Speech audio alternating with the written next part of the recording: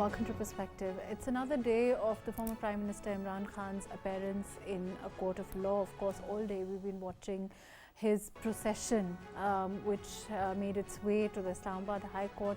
The question is that with the country battling with so much on every front, why is the focal point, why is it so important for us today to talk about, to see images of the former Prime Minister being at this time going to court, the havoc that was wreaked today by his followers outside court. Of course, you know, we all saw, so as far as the motorcycles being burnt, the possessions of people, the kind of security risk this puts normal citizens at, all of that today on Perspective, and what it means for the process of law, what it means for the safety of people, and what it means for what is important in this country today. All of that today on Perspective. I have with me today Agha Iqrar Haroon, who's a political analyst. Thank you for joining us today. We also have with us Hafiz Ehsan Ahmed, who is Advocate Supreme Court and a legal expert. Thank you for joining us today. We also have with us Sultan Shahryar from the PMLN. Thank you for joining us.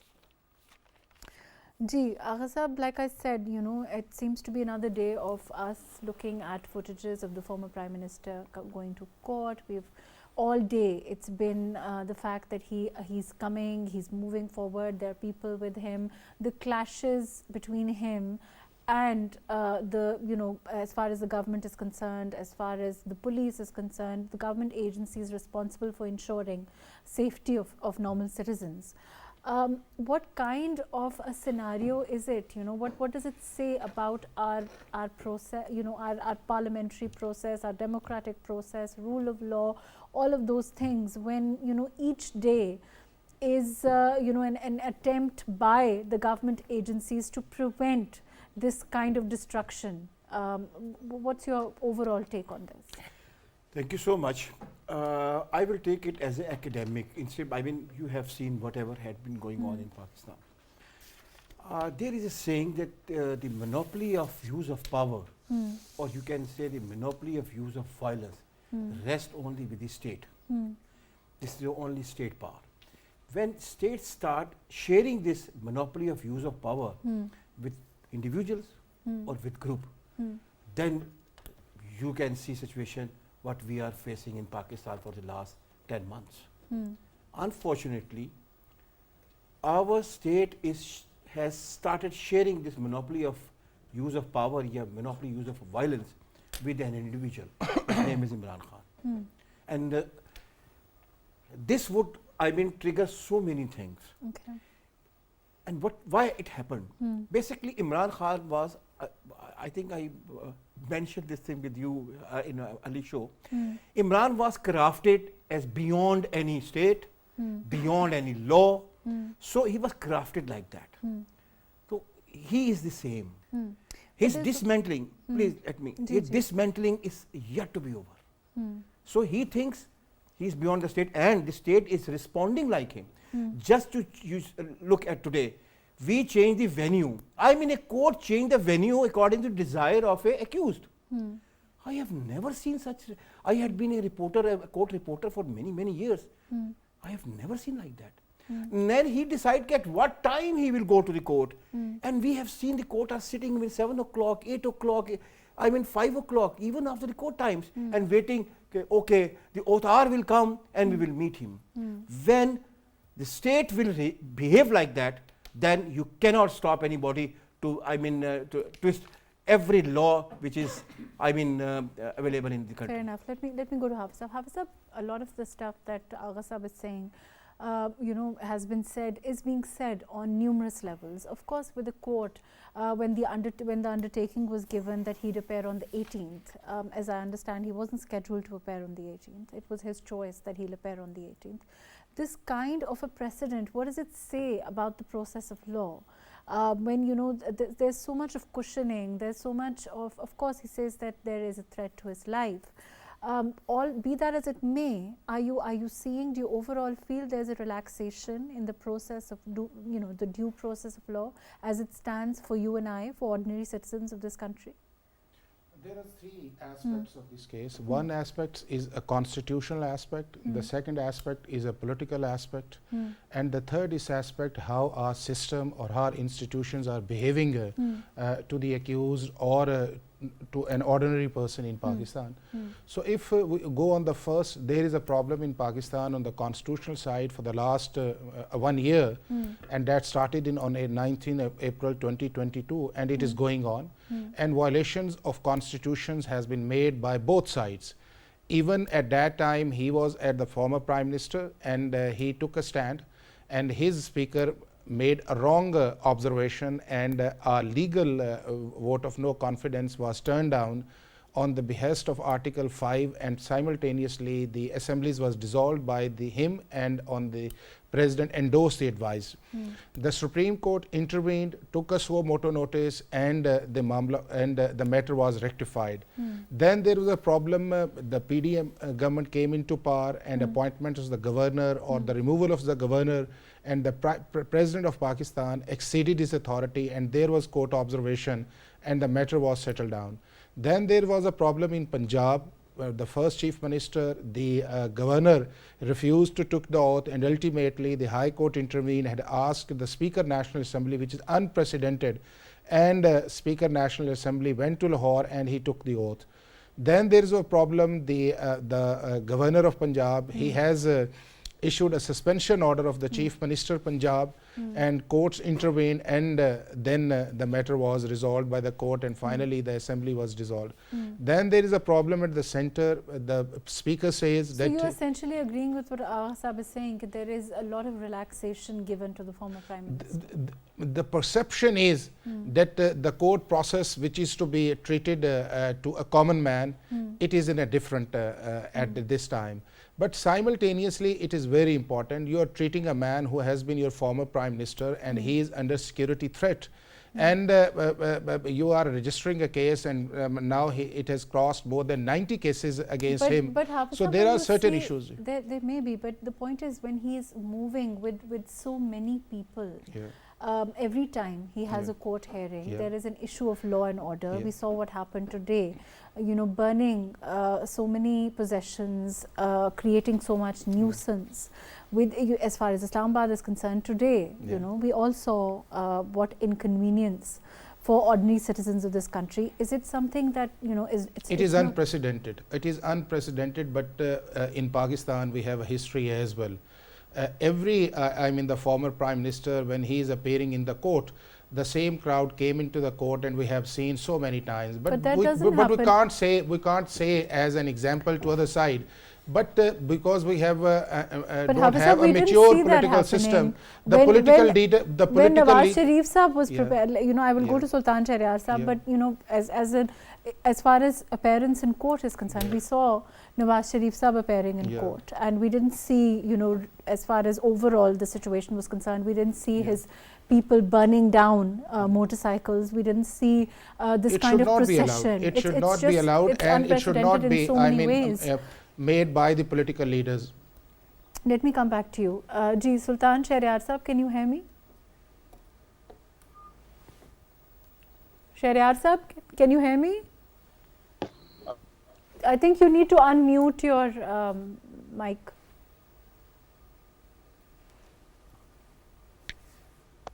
I think there's a problem with audio.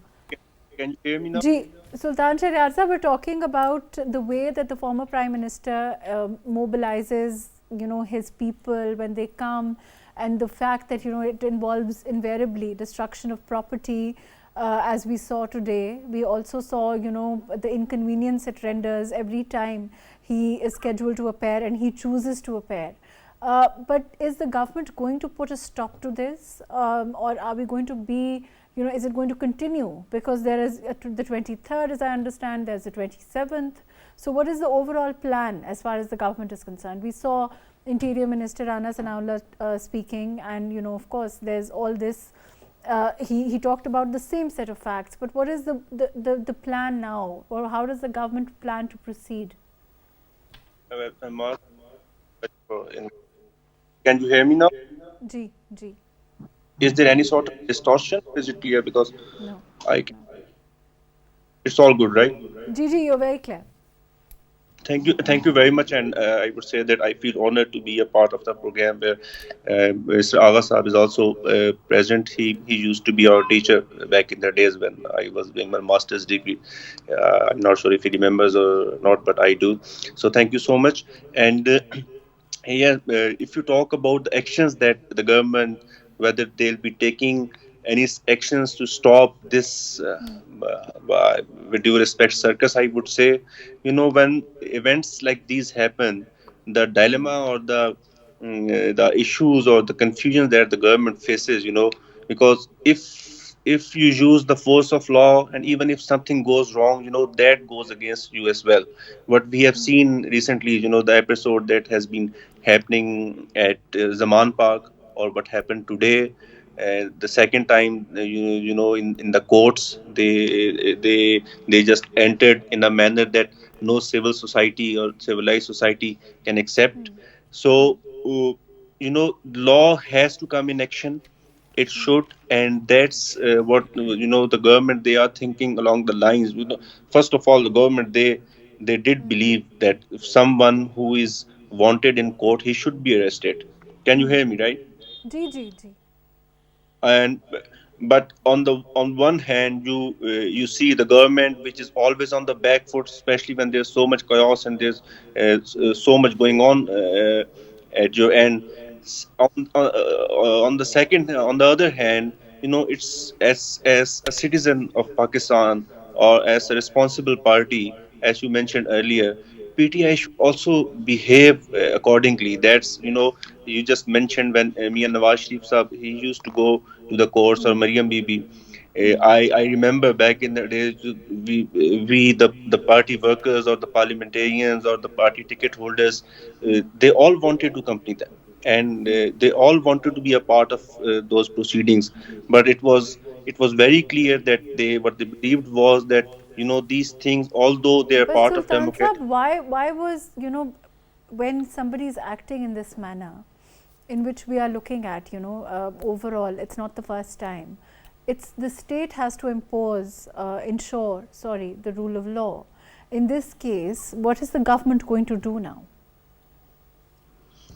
Well, it's a very logical question, but I think I've already tried to explain that the government is thinking along the lines to press the button, but at the same time, what happens is, what we think about using the force or the legal actions, and then they end up with using human protective shields, and then the matter goes to court. And while being very polite, I would say, Right. your head, it just starts spinning when you look at the decisions by the court, or the relaxations that the PTI chief keeps on getting again and again. I mean, it's that's something which is very hard to understand. Sultan Sahab, stay with us. I'll come back to you. Ji, Agha Sahab, you heard what Sultan Sharad Sahab, he's saying that, it's a case of citizens acting against civilians, and that is the cause for concern. Obviously, when he's using, according to Sultan Sahab, he's saying, human people, his supporters as human shields. Overall, that is a cause for concern, and that is the reason for the government, the way that they have stood for whatever, they haven't acted perhaps as strongly as they should have. First of all, let me tell Sultan Shahriar, I never forget my students, and particularly students like him who are very intelligent. And secondly, let me add 2 points before I answer your question. Imran Khan has 9th appearance. He was called 9th time by the court, including the today. He did not appear. And even today he did not go inside the court. Neither he went inside the court in Lahore, because he is beyond courts. And he justified that. You remember some days ago, a court directed him to appear in this court today during the court time. But he, reached to court today, the place, the destination or the venue as he desired, as he wishes to. but it was already, the court time was finished. So he sent a message that you cannot order me to be some place at some particular time. This is me to decide when I would be and where I would be. So where I would be, meaning by you had the court had to change up from F8 to this judicial. But flouting the rule of law like this, flouting our courts, the directions of court in this manner, is it showing, what is it saying to the world, that we are a lawless state? What is this conveying to overall the impression Pakistan is giving out? Actually, he want to first of all, what he wants to, he wanted to send a message to his followers that he is beyond every law, and he is very much perfectly, you can say, successful. And you are not talking now, you're talking about the Pakistan, the face. So this is what you can answer yourself, that we are sending a message to entire world. We are a lawless state, where a former prime minister is not ready to follow the constitutional courts. And one more point, if you please allow me, there was a thinking about he is a he is a former prime minister. This is the problem. When even people sitting in the court say he is a very important person, he is a former prime minister, so what message we are sending? I have seen Benazir Bhutto Sahiba having with Bilawal Bhutto like only 7-year-old boy, and she was going from one court to the another court to the third court in the same day. We have seen Mr. Nawaz Sharif to be at before time, always before court time, he was there. We have seen this. They are also former prime ministers.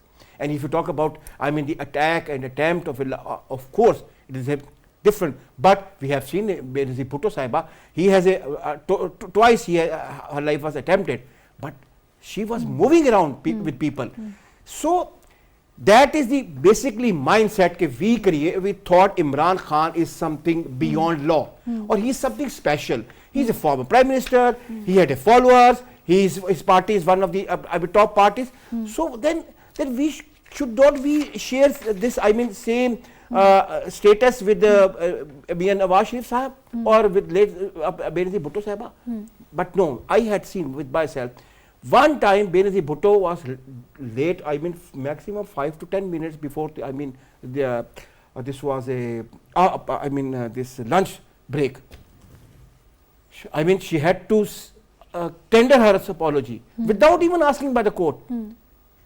Without asking by the court, she was so apologetic. Say, I'm so sorry, my daughter was not well. So this was, we have seen. But no, this is new Pakistan, this is Naya Pakistan. You are watching and everybody is watching within Pakistan and abroad. Ji, Hafiz Saab, as a lawyer, what is your overall assessment of the way that the judicial proceedings are conducted for the former Prime Minister? As far as courts are concerned, we saw Nawaz Sharif Saab also. We saw him, the Supreme Court cases. All of those are not very long ago. And of course, Maryam Nawaz also, other leadership as far as the PMLN is concerned, were also in courts nearly, twice, thrice a week, more than that sometimes. So what is the difference here, at this time, that there is so much, what can one say? Is it relaxation? What would you call it? As a student of law or as a citizen of Pakistan, there should be an equal treatment for every person in Pakistan. There is no doubt on it. See. And there should be no differential treatment from an ordinary person or to the former Prime Minister of Pakistan or a sitting Prime Minister of Pakistan. Because if we try to make a distinction in 3 categories, there would be no rule of law. And in every country where there is no rule of law, there is no political stability, there is no constitutional stability, and there is no economic stability. And the wrong message in that particular situation goes to a nation is that some are under the law and some are above the law. So if this is the one aspect. The second aspect on the other sides, it is the legal and constitutional responsibility of the courts as well, that they should act in a way that all are equal. There should be no preferential treatment to anyone, and if there is some impression on it, this impression should be dispelled that the court's proceedings are equal. But now we are in a political situation in Pakistan, and every I mean citizens who has some. But Hafiz Saab, what is the what can the government do? Again, something that Sultan Shahryar Saab said earlier. He's saying that it is about acting against its own citizens. If we overall, I mean, looking at these cases, the government is nothing to do with these cases. Right, of course. Some cases are being made by the Election Commission of Pakistan, and many of cases are being registered under the interim government. So this is the interim government's issue, or this is the Election Commission of Pakistan. And if a case is registered and it has forwarded to a judge under section 173, if it is a criminal case, so then it is the responsibility of a court, and the police is only there to assist the orders of the court. But what we keep saying for the last many months in Pakistan, that we have registered so many cases, and if you are going to register so many cases, then even you lost the sensitivity of these cases. So in that particular scenario, if we're saying there should be a serious attitude by every side, especially from the politicians, the political leaders, they come with an examples in a society that they believe on the rule of law. And on the other side, it is also the legal responsibility of our state's institution that they should act in accordance with law. So if these two sides go in a way, and we as a nation go in a way, such situation would not occur. Okay, let me go to Hafiz Saab. Hafiz Saab, sorry, let me go to Sultan Shahryar Saab.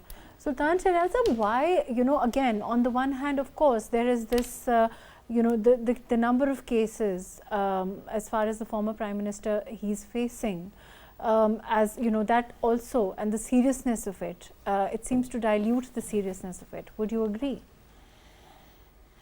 Yes, indeed, without any doubt. And MAHRUKH, there's one question that keeps popping up. What's stopping him from, I mean, when there's so much contradiction at on one hand, they keep on talking about the bravery and the charisma that he carries, all that stuff. And on the other hand, just you look at any political party or any political leader, it's frankly speaking, it's kind of a culture of subcontinent. Jail, it's not that much of an issue for politicians. I mean, to avoid it again and again, and if you talk about the suffering, the country is suffering. At times when your finance minister, he has to explain the safety and the security of your nuclear assets. We have come to a point where things have become so much serious, and people they used to talk about PTI, and being very humble, but we used to heard that while PTI being on some kind of foreign agenda, but despite the fact that we are political opponents, I belong from a different party, but I never used to believe this. But now they are acting the way that, God forbid, they may be on a foreign but agenda. Sultan Saab, what do you think? I mean, moving on as far as this offer of talks is concerned. For the longest time, there has been, the former Prime Minister and his party have refused to take part in any talks. Now that there is, they're again and again talking about it, will the government entertain this offer? Isn't it better to sit down and, talk about, come within democratic norms so that, we can deal with this in the manner that it needs to be done, instead of having people of Pakistan suffer the way that he's using people as shields, the way the scuffles that are happening, the fights that are taking place, the violence that we are seeing on the streets. Well, if you remember back when we were in opposition, Mian Shahbaz Sharif, who was the leader of the opposition, he offered a dialogue, and he offered that there should be a charter of economy and everyone should sit together. That offer, that wasn't accepted. Even yesterday, an offer was made, and then we saw Asad Umar and Fawad Chaudhry Sahab, they replied, I would say, in a very appreciable manner, and they said that, okay, they are up for it. But the problem is that you know, there is that frankly speaking, there is that ego problem. If you talk about the main person who has the controlling lever in that party, and that's what Iqbal Sahab said yesterday. You know, he said that these things, these offers, they had been there in the past as well. They are still on the table, but even within PTI circles, you know, when it comes to the seriousness, as Iqbal Sahab said this, that even within PTI circles, you know, they admitted that when these offers, that who would dare to talk this in front of Imran Khan? Who would dare to discuss all these things with him? That okay, But Imran we Khan Sahib should. himself is saying that he wants to talk now. In a very public tweet, he said that he wants to talk. Isn't that true? Was there today? I'm sorry. I think it was a few days ago. I'm sorry. I totally missed Let that. me come back to you, Sultan. So, Agha Sahab, we all saw that tweet where the former Prime Minister said that he wants to talk now. With whom? With anyone. He said the offer is to talk to anyone in the And you interest of can the country, please so can- to speak. Anyone, he means someone else actually. Okay. So, You think that offer is not for the government? so he should have been mentioned that I am ready to sit with politician to whom I had been calling chores and decades. So he didn't mention that. One very important point, let me add into because it will help us to take our dimensions. In a foreign funding case that continued for 7 years, it took only 10 days for his disqualification.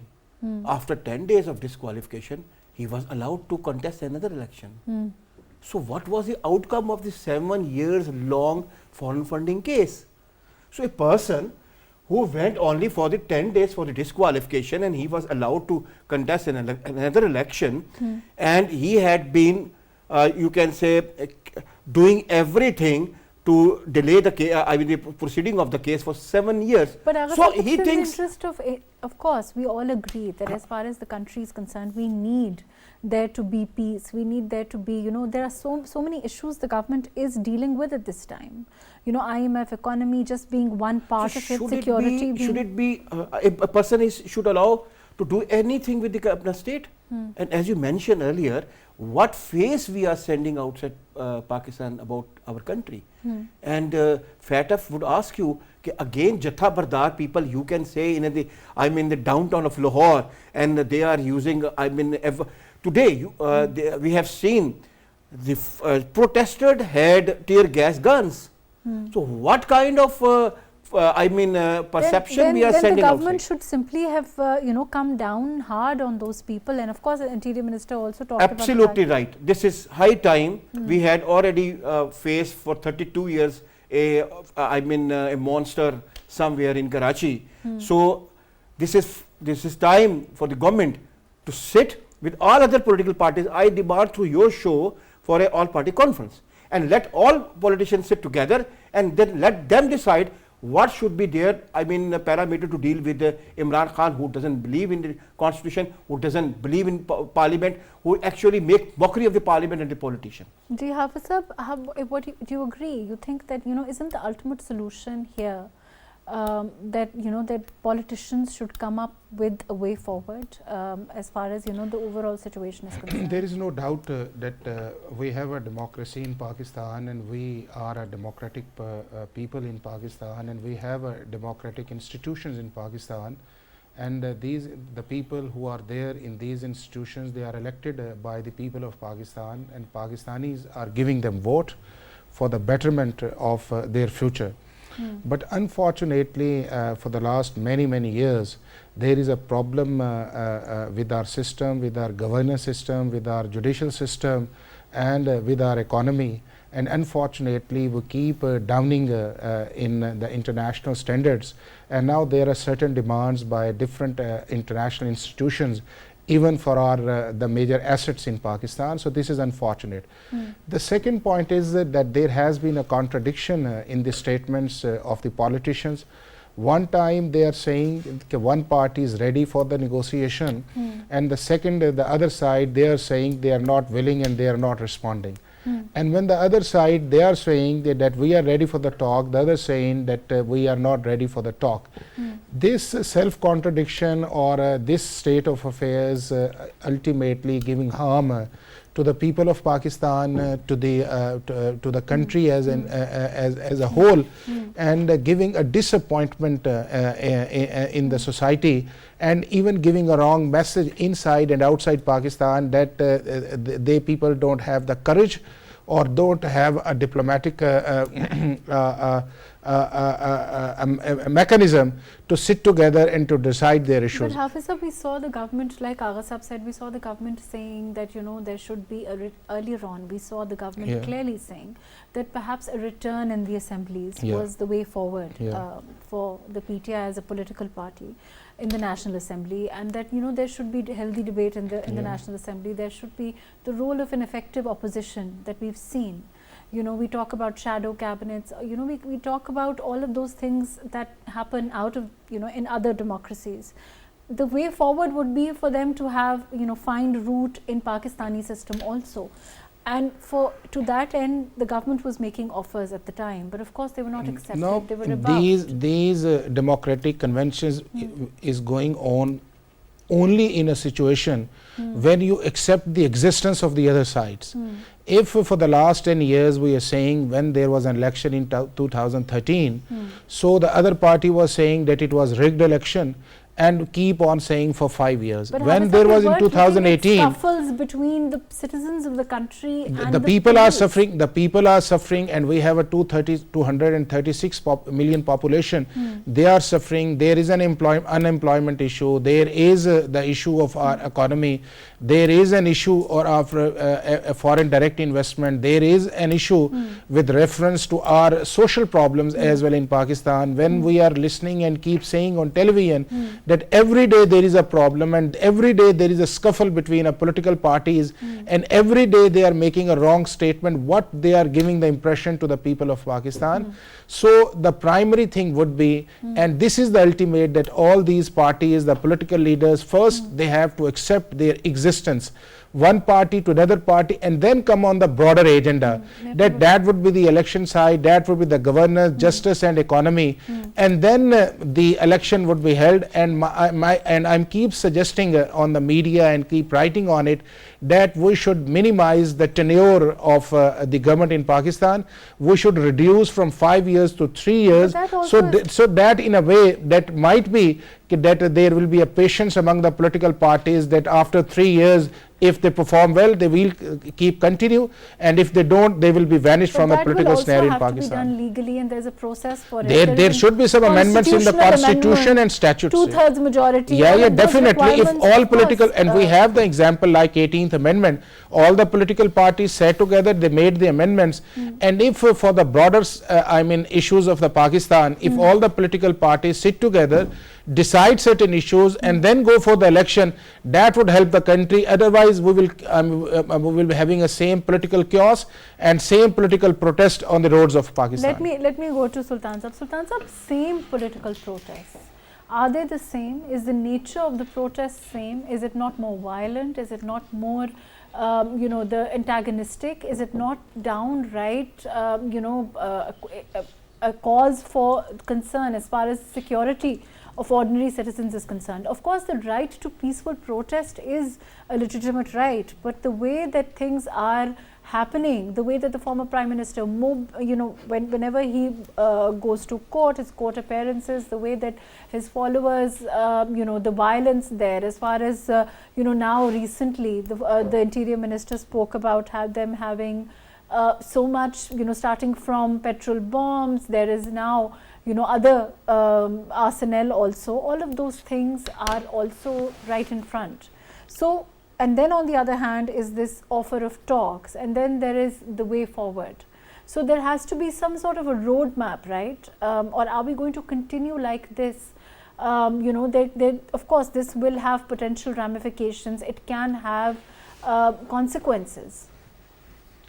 Well, the protests, they have become violent. There's no doubt in it.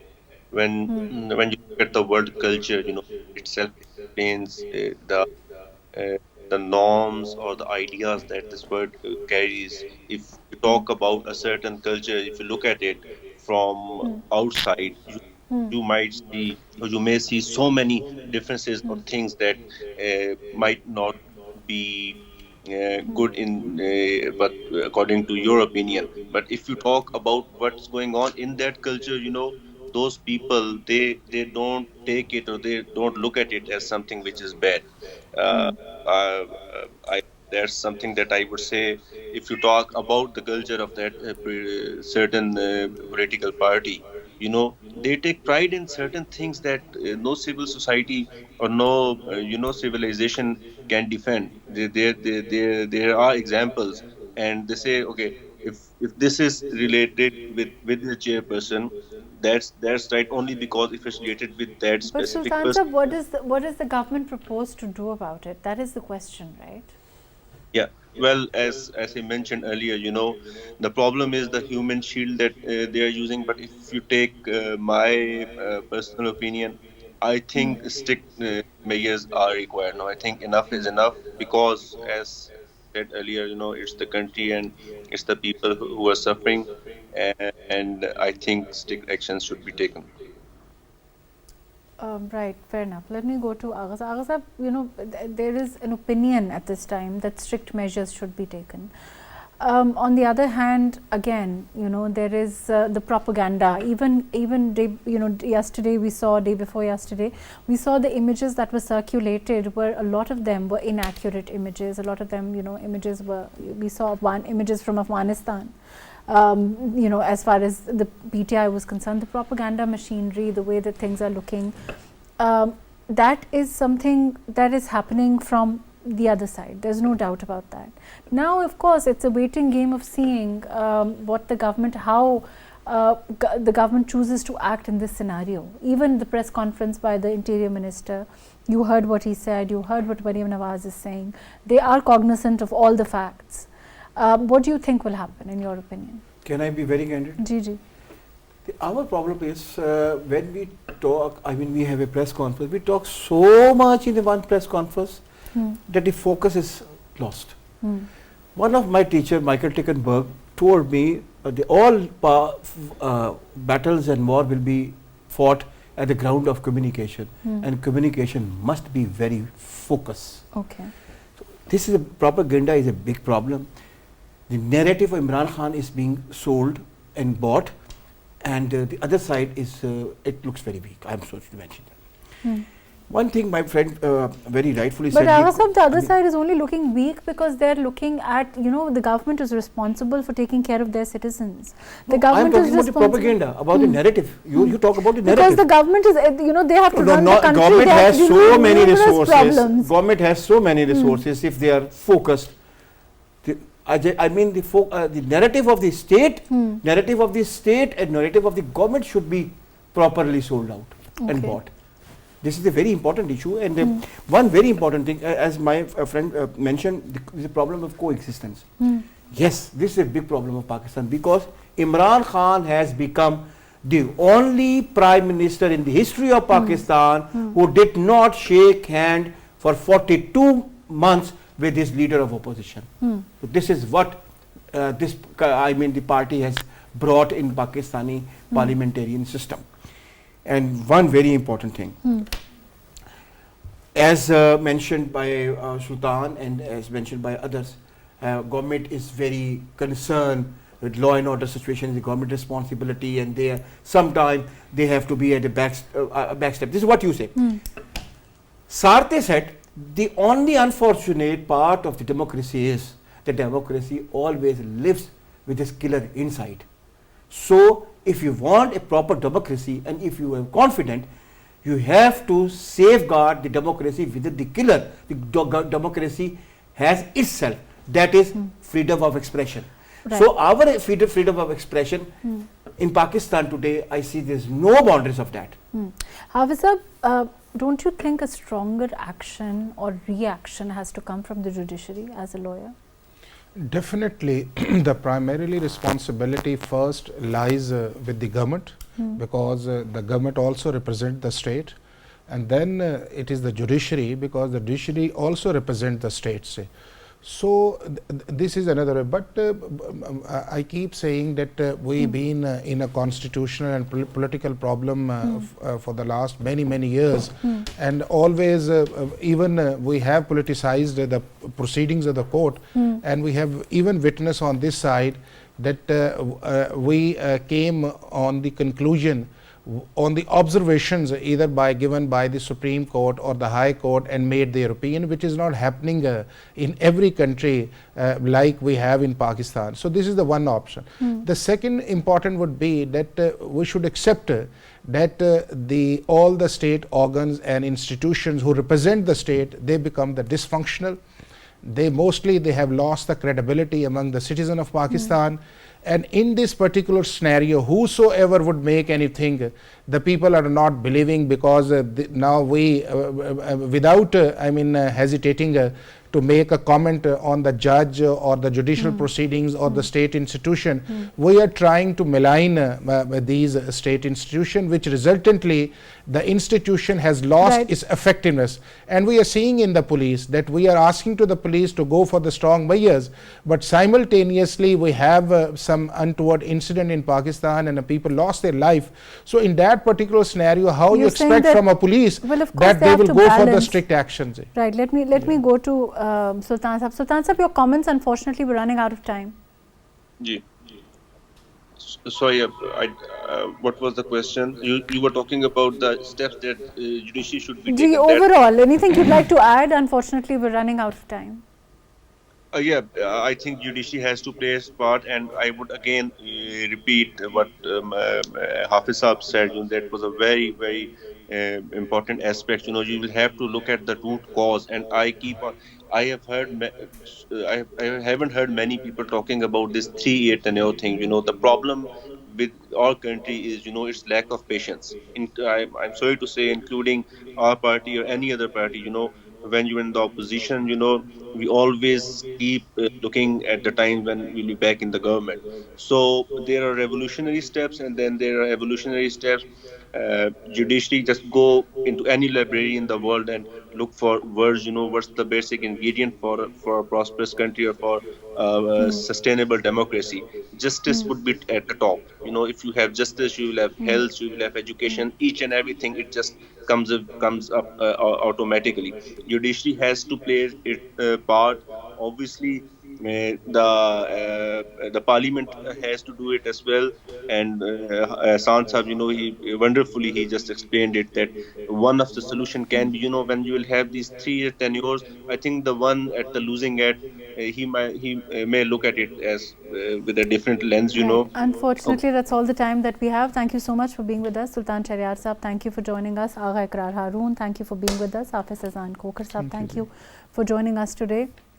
Of course, we can talk about rule of law. Of course, we can talk about the role that our judiciary has to play. But overall, at the end of the day, I think it's the government that has to decide where the buck stops as far as enforcing the law and order is concerned.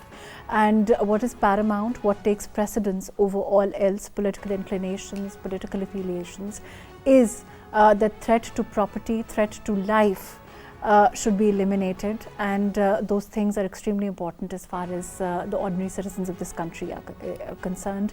And of course, justice should be done. It should also be seen to be done, as we often say.